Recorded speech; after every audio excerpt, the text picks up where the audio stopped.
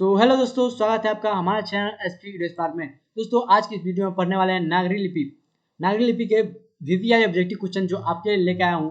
तो यदि आप हमारे चैनल पर नए हैं तो हमारे चैनल को सब्सक्राइब जरूर कर लीजिए और साथ में बेल आइकन को प्रेस कर नोटिफिकेशन को ऑल कर लीजिए ताकि हमारे सभी वीडियो का नोटिफिकेशन सबसे पहले आपके पास पहुंचेंगे। तो आपसे निवेदन करता हूँ कि आप इस वीडियो को फुल वॉच करके नागरी लिपि के सभी वीवीआई ऑब्जेक्टिव क्वेश्चन को पढ़ ले। तो चलिए वीडियो का स्टार्ट करते हैं।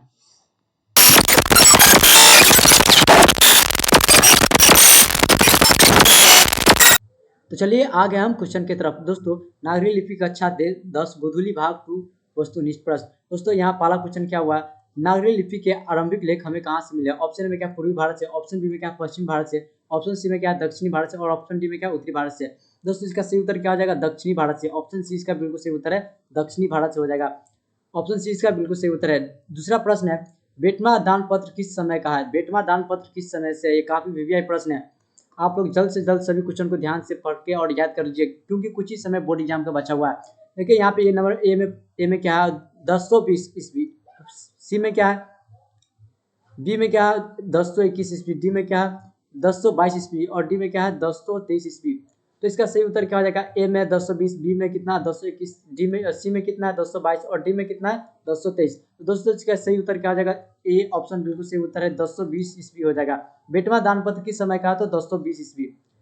ये इसका काफी वीवीआई प्रश्न है, तो आप सभी क्वेश्चन को ध्यान से याद कर लीजिए क्योंकि आपको हिंदी में भी नंबर उठाना है। सबसे इजी हिंदी में ही होता है। 3 नंबर प्रश्न है, उत्तर भारत में नागरी लिपि का लेख कब मिला था। नागरी लिपि का लेख कब मिला था, ये नागरी लिपि है। नागरी लिपि का लेख कब मिला था, उत्तरी भारत में नागरी लिपि का लेख कब मिला था। ऑप्शन ए में क्या 8वीं सदी में, ऑप्शन बी में क्या 6ठी सदी में, ऑप्शन सी में क्या 9वीं सदी में, ऑप्शन डी में क्या 4थी सदी में।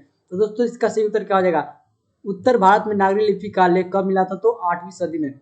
ऑप्शन ए इसका बिल्कुल सही उत्तर है, 8वीं सदी में हो जाएगा। 4 नंबर प्रश्न क्या है, 4 नंबर प्रश्न, गुणाकर मूल्य ने किस भाषा में मध्य स्तर की पढ़ाई की।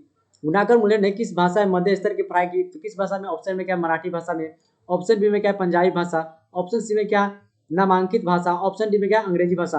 दोस्तों, इसका सही उत्तर क्या हो जाएगा, ऑप्शन ए इसका बिल्कुल सही उत्तर है, ऑप्शन ए इसका बिल्कुल सही उत्तर मराठी भाषा में हो जाएगा। गुणाकर मूल्य ने किस भाषा में मध्य स्तर की पढ़ाई की, तो मराठी भाषा में।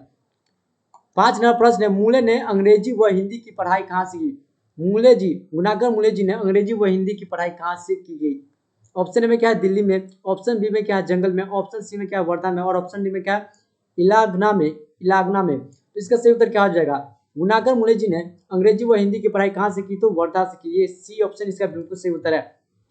आप लोग सभी क्वेश्चन को ध्यान से याद कर लीजिए, ऑप्शन सी इसका बिल्कुल सही उत्तर है, वर्धा से की। 6 नंबर प्रश्न है, नेपाली भाषा किस लिपि से ली गई है। नेपाली भाषा किस लिपि से ली गई है। ऑप्शन में क्या गुरुमुखी लिपि है, बी में क्या खरोष्ठ लिपि में, ऑप्शन सी में क्या ब्राह्मणी लिपि से, ऑप्शन डी में क्या देवनागरी लिपि से। तो नेपाली भाषा किस लिपि से ली गई, तो ऑप्शन डी इसका बिल्कुल सही उत्तर है, देवनागरी लिपि से। देवनागरी लिपि से ली गई है, देवनागरी लिपि से लिखी गई है नेपाली भाषा। 7 नंबर प्रश्न, गुणाकर मूल्य का जन्म कब हुआ था। ये काफी वीवीआई प्रश्न है। गुणाकर मूल्य का जन्म कब हुआ था। ऑप्शन ए में क्या है 1935 ईस्वी में, ऑप्शन बी में क्या 1936 ईस्वी, ऑप्शन सी में क्या 1937 ईस्वी और ऑप्शन डी में क्या 1938 ईस्वी। तो इसका सही उत्तर क्या हो जाएगा दोस्तों, इसका सही उत्तर हो जाएगा कितना 1935। हाँ, 1935 ईस्वी में हो जाएगा। ये काफी वीवीआई प्रश्न, 1935 ईस्वी में गुणाकर मूल्य जी का जन्म हुआ था। 8 नंबर प्रश्न है, गुणाकर मूल्य का जन्म कहाँ हुआ था।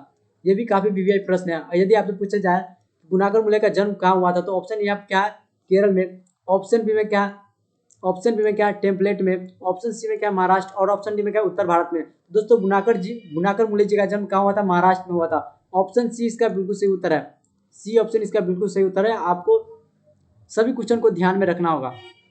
यहाँ 9 नंबर प्रश्न है, बेस्ट किस पुस्तक में पुरानी लिपियों की विस्तृत जानकारी दी गई है। यहाँ पूछा गया है, पुरानी लिपि की विस्तृत जानकारी किस पुस्तक में सबसे अच्छा दी गई है। यहाँ ये सवाल यही है, बेस्ट यानी सबसे अच्छा, किस पुस्तक में पुरानी लिपियों की विस्तृत जानकारी दी गई है। ऑप्शन ए में क्या संस्कृति में, ऑप्शन बी में क्या अक्षर कथा, ऑप्शन सी में क्या प्राचीन भारत का इतिहास, ऑप्शन डी में क्या पुरानी लिपि शास्त्र। इसका सही उत्तर क्या हो जाएगा, अक्षर कथा। दोस्तों अक्षर कथा में सबसे अच्छा पुरानी लिपि की विस्तृत जानकारी दी गई है। इसका सही उत्तर क्या हो जाएगा? अक्षर कथा। ऑप्शन बी इसका बिल्कुल सही उत्तर है। 10 नंबर प्रश्न है, गुप्तों की राजधानी को क्या कहा जाता है? गुप्तों की राजधानी को क्या कहा जाता है? ऑप्शन ए में क्या पाटलिपुत्र, ऑप्शन बी में क्या कुसुमपुर, ऑप्शन सी में क्या विलासपुर, ऑप्शन डी में क्या देवनगर। तो दोस्तों गुप्तों की राजधानी को क्या कहा जाता है? तो देवनगर कहा जाता है। देवनगर कहा जाता है गुप्तों की राजधानी को। ऑप्शन डी इसका बिल्कुल सही उत्तर है। 11 नंबर प्रश्न क्या है? 11 नंबर प्रश्न है, आर्टिस्टिक लिपि प्राचीन नागरी लिपि की है। आर्टिस्टिक लिपि प्राचीन नागरी लिपि की क्या है? यहाँ पे ऑप्शन ए में क्या पुत्री है, ऑप्शन बी में क्या बहन है, ऑप्शन सी में क्या भगनी है और ऑप्शन डी में क्या बहू। तो इसका सही उत्तर क्या हो जाएगा दोस्तों? आर्टिस्टिक लिपि प्राचीन नागरी लिपि की क्या है? तो बहन है। ऑप्शन बी इसका बिल्कुल सही उत्तर है। 12 नंबर प्रश्न है, केरल के शासकों द्वारा वीर केरलस्य शब्द किस लिपि से लिया गया है? केरल के शासकों द्वारा वीर केरलस्य शब्द किस लिपि से लिया गया? ये काफी वीवीआई प्रश्न है। आप सभी क्वेश्चन को ध्यान में रखिए ताकि आपको बोर्ड एग्जाम में सभी क्वेश्चन को बनाने में आसानी मिले। तो यहाँ पे ऑप्शन ए में क्या नागाजी लिपि, ऑप्शन बी में क्या ब्राह्मणी लिपि, ऑप्शन सी में क्या नंदी नागरी लिपि, ऑप्शन डी में क्या गुरुमुखी लिपि। तो इसका सही उत्तर क्या हो जाएगा दोस्तों? इसका सही उत्तर हो जाएगा नागाजी लिपि या नागरी लिपि। ऑप्शन ए इसका बिल्कुल सही उत्तर है, नागरी लिपि। ऑप्शन ए इसका बिल्कुल सही उत्तर है।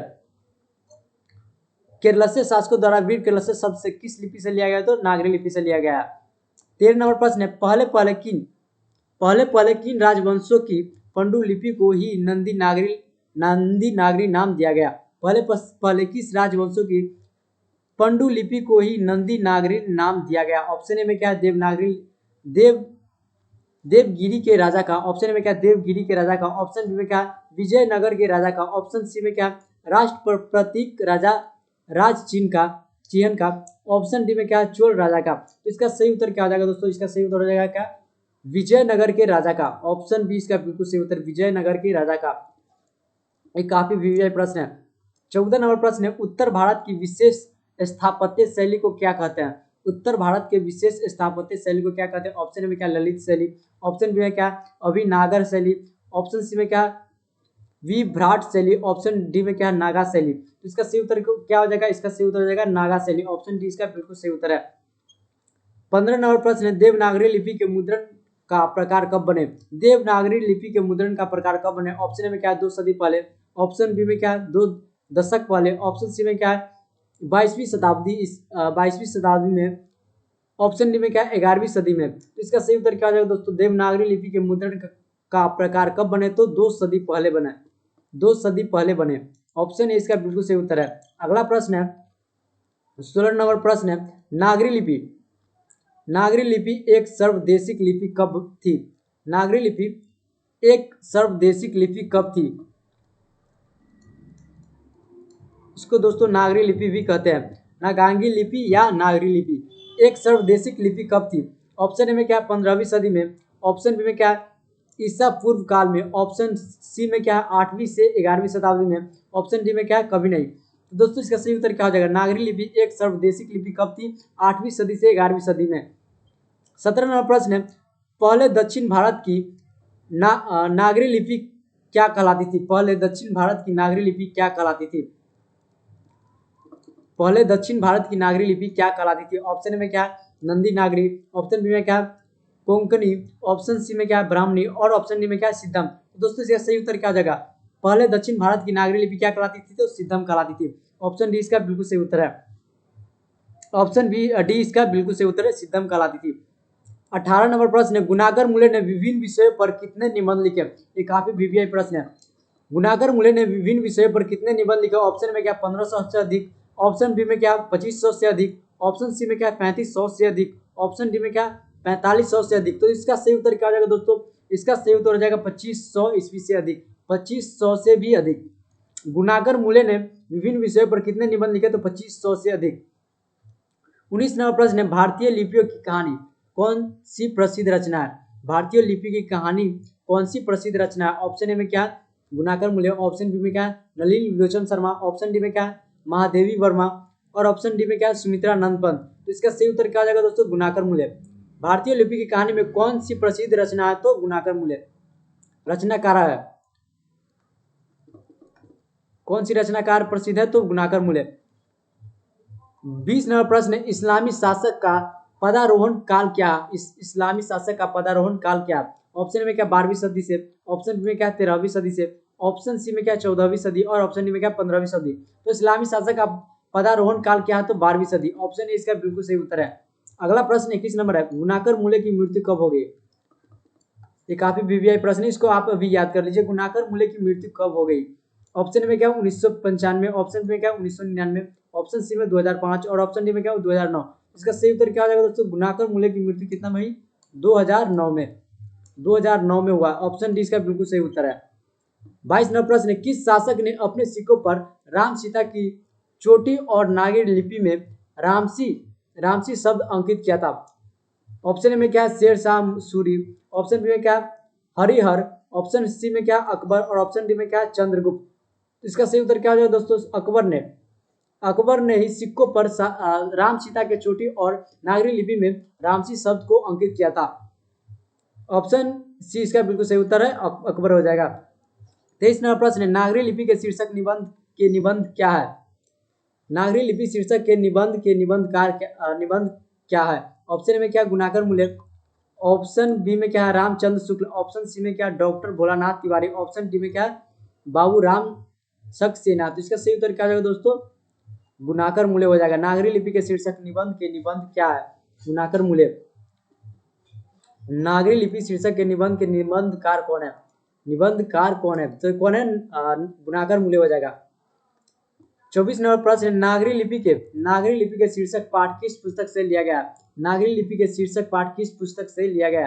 ये काफी वीवीआई प्रश्न, इसको आप याद रख लीजिए।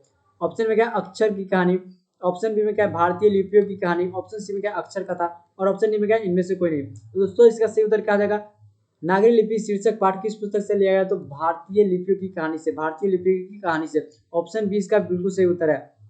25 नंबर प्रश्न है, मराठी भाषा की लिपि कौन सी है? मराठी भाषा की लिपि कौन सी है? ऑप्शन में क्या ब्राह्मी, ऑप्शन बी में क्या नंदी नागरी, ऑप्शन सी में क्या देवनागरी, ऑप्शन डी में क्या मराठी लिपि। तो इसका सही उत्तर क्या हो जाएगा दोस्तों? देवनागरी लिपि हो जाएगा।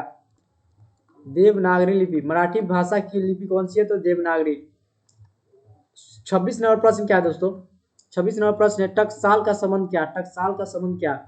ऑप्शन में क्या चुगली से, ऑप्शन बी में क्या अभिलेख से, ऑप्शन सी में क्या लिपि से और ऑप्शन डी में क्या अनाज के थोकों से। तो दोस्तों इसका सही उत्तर क्या आ जाएगा? चुगली यानी क्या होता है? सिक्को। ऑप्शन इसका बिल्कुल सही उत्तर है। टकसाल का संबंध किससे है? तो सिक्कों से, यानी चुगली। 27 नंबर प्रश्न है, श्रवण बेलगोला स्थान का संबंध क्या है? श्रवण बेलगोला स्थान का संबंध क्या है? तो ऑप्शन ए में क्या जैन धर्म से, ऑप्शन बी में क्या बौद्ध धर्म से, ऑप्शन सी में क्या सिख धर्म से, ऑप्शन डी में क्या है वैष्णव धर्म से। तो दोस्तों इसका सही उत्तर क्या आ जाएगा? इसका सही उत्तर हो जाएगा क्या जैन धर्म। श्रवण बेलगोला का स्थान संबंध क्या है? तो जैन धर्म से। 28 नंबर प्रश्न है, सिद्धम क्या है? ऑप्शन में क्या मंत्र, ऑप्शन बी में क्या सिद्ध योगी, ऑप्शन सी में क्या साधु और ऑप्शन डी में क्या एक प्रकार की लिपि। तो सिद्धम क्या है? एक प्रकार की लिपि है। ऑप्शन डी इसका बिल्कुल सही उत्तर है, सिद्धम एक प्रकार की लिपि है। 29 नंबर प्रश्न क्या देवनागरी की रचना किसने की? ऑप्शन में क्या प्रयाग, ऑप्शन बी में क्या काशी, ऑप्शन सी में क्या मथुरा और ऑप्शन डी में क्या मैग्नीज। तो इसका सही उत्तर क्या हो जाएगा दोस्तों? इसका सही उत्तर हो जाएगा बी, ऑप्शन काशी हो जाएगा। ऑप्शन बी इसका काशी हो जाएगा।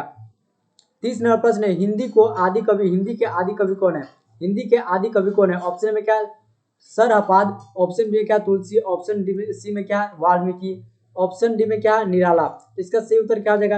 हिंदी के आदि कवि कौन है? तो सरहपाद। इसका ए ऑप्शन बिल्कुल सही उत्तर है, सरहपाद। ए ऑप्शन इसका बिल्कुल सही उत्तर है। 31 नंबर प्रश्न है, अमोघ वर्ष कौन था? ऑप्शन में क्या एक विद्वान था, ऑप्शन बी में क्या अग्रणी राजपूत राजा था, ऑप्शन सी में क्या एक कवि है, ऑप्शन डी में क्या राजवैदय था। तो इसका सही उत्तर क्या हो जाएगा? अमोघ वर्ष क्या था? एक अग्रणी राजपूत राजा था। 32 नंबर प्रश्न है, मिहिर भोज की खोज किस भाषा में है? ऑप्शन में क्या प्राकृत, ऑप्शन बी में क्या अपभ्रंश, ऑप्शन सी में क्या संस्कृत, ऑप्शन डी में क्या हिंदी। तो दोस्तों इसका सही उत्तर क्या हो जाएगा? इसका सही उत्तर हो जाएगा संस्कृत। महिर भोज की खोज किस भाषा में है? तो संस्कृत भाषा में। ऑप्शन सी इसका बिल्कुल सही उत्तर है। 33 नंबर प्रश्न है, बेटमा कहाँ है? बेटमा कहाँ है? ऑप्शन ए में क्या, इंदौर के पास। ऑप्शन बी में क्या, अलंगाल के पास। ऑप्शन सी में क्या, पुणे के पास। ऑप्शन डी में क्या, पटना के पास। दोस्तों इसका सही उत्तर क्या हो जाएगा? इंदौर के पास। ऑप्शन ए इसका बिल्कुल सही उत्तर है, इंदौर के पास हो जाएगा। 34 नंबर प्रश्न है, दक्षिणी भारत के पांड्य प्रदेश से किस राजा के तामपत्र मिले थे? दक्षिण भारत के पांड्य प्रदेश से किस राजा को तामपत्र पत्र मिले थे? तामपत्र मिले थे। ऑप्शन ए में क्या, महेंद्रपाल। ऑप्शन बी में क्या, राजा वरगुण। ऑप्शन सी में क्या, राजा भोज। ऑप्शन डी में क्या, श्री गंग राजा। तो इसका सही उत्तर क्या हो जाएगा दोस्तों? दक्षिणी भारत के पांड्य प्रदेश किस राजा के तामपत्र मिले थे? तो क्या हो जाएगा? राजा वरगुण। राजा वरगुण, बी ऑप्शन इसका बिल्कुल सही उत्तर है। तो आज के लिए बस इतना ही, मिलते हैं अगले लेक्चर में अगले क्वेश्चन के साथ। जब तक आप हमारे वीडियो को लाइक और चैनल को सब्सक्राइब जरूर कर लीजिए और साथ में बेल आइकन को प्रेस करके नोटिफिकेशन को ऑल कर लीजिए। तो मिलते हैं नेक्स्ट वीडियो में, तब तक के लिए धन्यवाद।